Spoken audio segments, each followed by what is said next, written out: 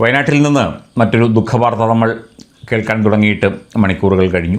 5 പേർ മരിച്ചു എന്നുള്ളതാണ് ഇപ്പോൾ ലഭിക്കുന്ന വിവരം. മൃതദേഹങ്ങൾ കണ്ടെടുക്കുന്ന മുറയ്ക്ക് അതിൻ്റെ മറ്റ് വിശദാംശങ്ങളും കാര്യങ്ങളും ഒക്കെ തന്നെ അറിയാൻ സാധിക്കും. തീർച്ചയായിട്ടും മനുഷ്യനിർമ്മിതമായ മറ്റൊരു ദുരന്തം കൂടിയാണിത് എന്ന് വിലയിരുത്തപ്പെടുന്നു.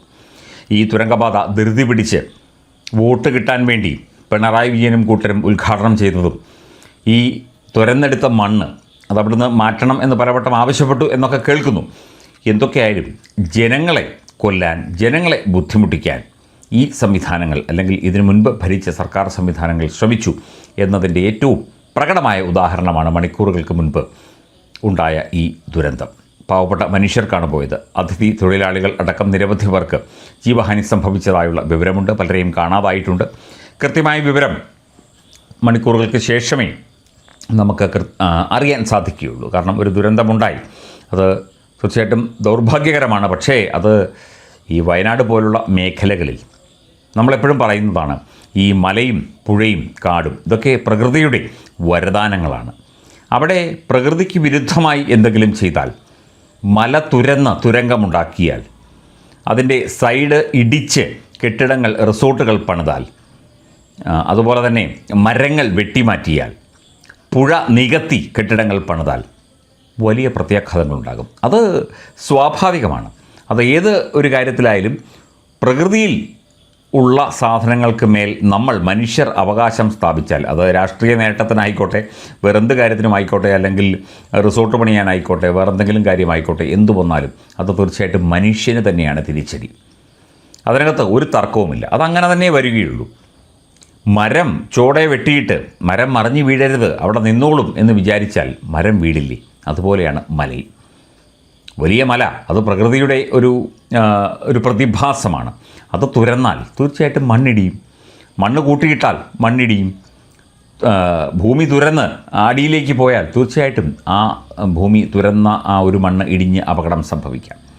ഇങ്ങനെ എത്ര കാലമായി ഇവിടെ അശാസ്ത്രീയത അത് പലവട്ടം ചൂണ്ടിക്കാട്ടിയതാണ്. പ്രത്യേകിച്ചും ഈ വയനാട്, ഇടുക്കി, മലപ്പുറം മേഖലകളിലെ മലയോര മേഖലകളിലൊക്കെ തന്നെയുള്ള പ്രതിസന്ധിയാണിത്.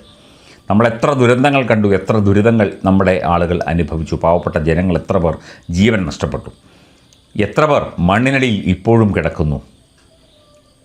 ഇതൊക്കെ മനസ്സിലാക്കാതെ വീണ്ടും വീണ്ടും ഇവിടെ രാഷ്ട്രീയ നേട്ടത്തിന് വേണ്ടിയും പണമുണ്ടാക്കാൻ വേണ്ടിയും റിസോർട്ട് പണിയാൻ വേണ്ടിയും അല്ലെങ്കിൽ ചെക്കിടാൻ പണിയാൻ വേണ്ടിയും ഒക്കെ തന്നെ മലയിടിക്കുന്നു, മല തുരക്കുന്നു, എല്ലാ തോന്നിയാസങ്ങളും കാണിക്കുന്നു.